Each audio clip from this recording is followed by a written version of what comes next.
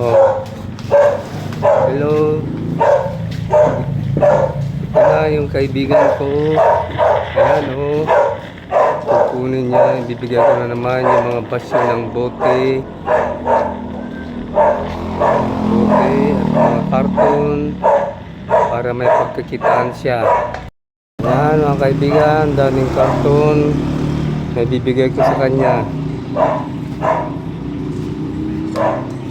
Dami kong bibigay na karton at basyo sa aking kaibigan na PWD para naman may pagkakitaan siya para sa kanyang pangangailangan sa buhay. Ang bait ang batang ito, masipag, patulungin sa kanyang mga magulang.